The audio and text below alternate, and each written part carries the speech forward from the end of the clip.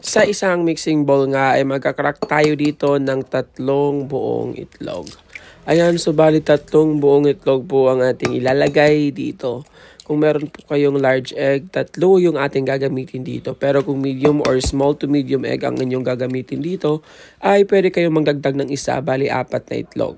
Tapos gagamit tayo dito ng ating tsaki, ibubuhos natin dun sa ating itlog.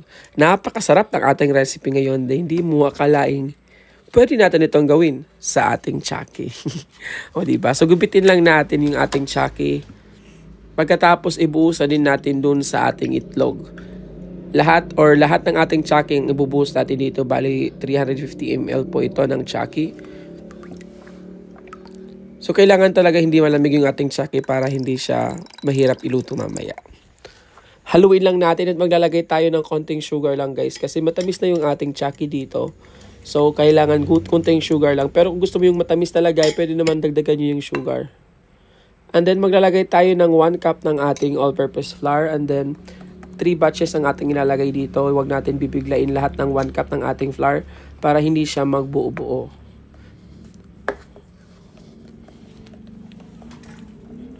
Haluin lang natin siya ng maigi hanggang sa ma-dissolve na nga yung ating flour dito dun sa, or mag-corporate dun sa ating butter.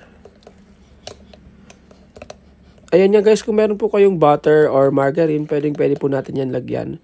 Pero dahil hindi natin available, hindi siya available sa atin, pwede naman wala na lang. Maglalagay tayo ng konting vanilla para may pandagdag aroma lang at may pandagdag lasa. Haluin lang natin siya ng maigi. Kung makikita nyo guys, nagbuo-buo yung ating flour dito kasi hindi natin siya na-sift. Kailangan talaga sifted yung ating flour. Pero meron po tayong other way ng pag-sift nito. So, kailangan ay i-drain natin ito sa ating strainer yung ating butter dito para talagang maganda yung kanyang texture or matanggal yung buo-buo na yan.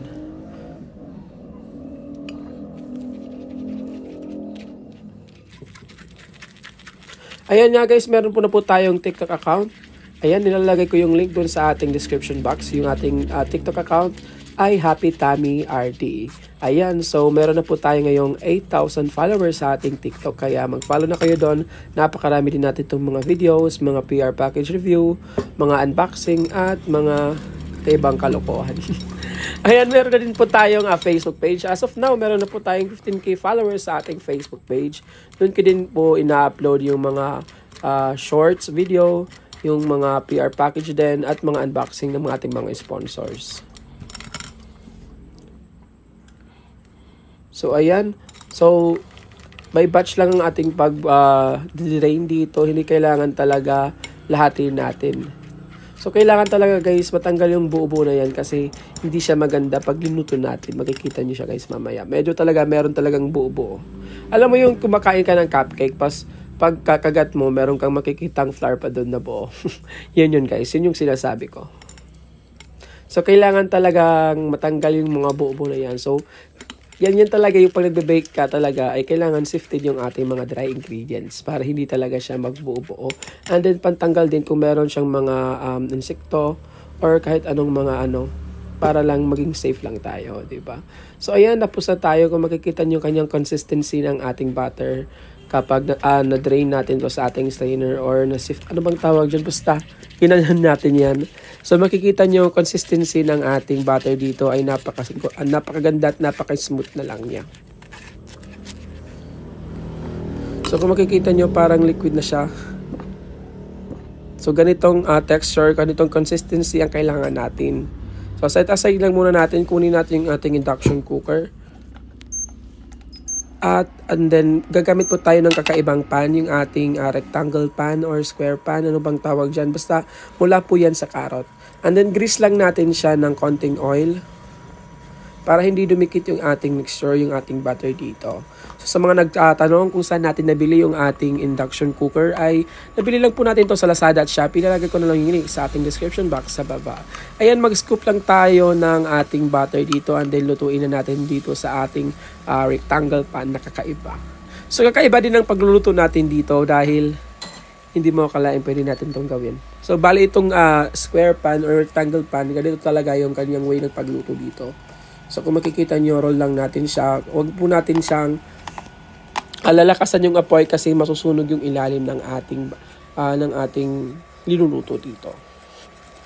So mag-grease lang tayo ulit ng oil and then mag-add pa tayo ng another batch. So bali i-roll natin ito hanggang sa makabuo tayo ng malaking bilog.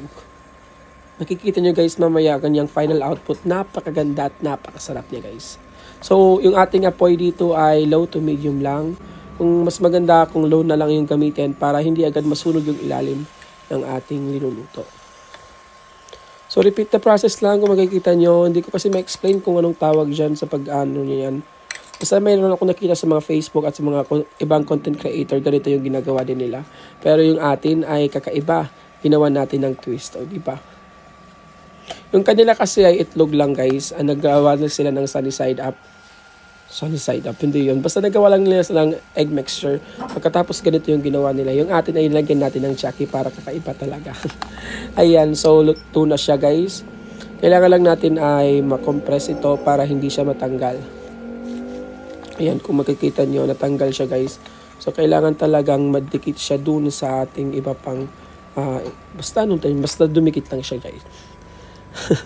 Medyo nawawala yung ating ano ngayon eh. So, ayan guys, tapos na siya. Dumikit na siya. Lagyan lang natin ng konti pa para medyo madumikit talaga dun sa ating ginagawang recipe. Hindi ko alam kung tawag dyan. Ano pang pwedeng itawag dyan? Mag-comment nga kayo sa baba guys. Ayan, may masabi lang. Ayan, so tapos na ito. Makikita nyo yung final product nito. Napakaganda guys.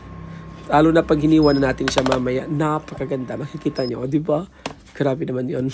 So kung makikita nyo ay medyo mapangiting sa labas guys. Pero sa loob, kung makikita nyo, ayan no.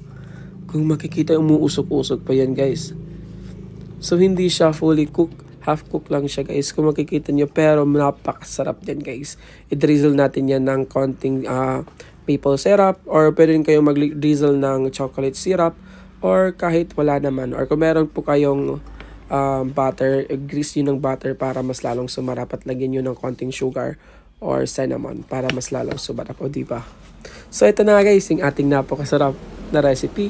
Di mo akalaing chucky lang at itlog ang ating ginamit dito. O di ba napakasarap at napaka-creamy nandiyan guys. Napakaganda. So ano pang hinintay mo? Gayahin nyo din sa inyo at wag mo kong ilumutan itag sa ating Facebook page, Happy Tummy by RD. Maraming salamat sa panonood. I hope ay meron po kayong natutunan dito sa ating napakasarap at kakaibang recipe na ating inihandog para sa inyo. Maraming salamat sa panonood. See you again sa ating mga susunod at kakaibang recipe. God bless.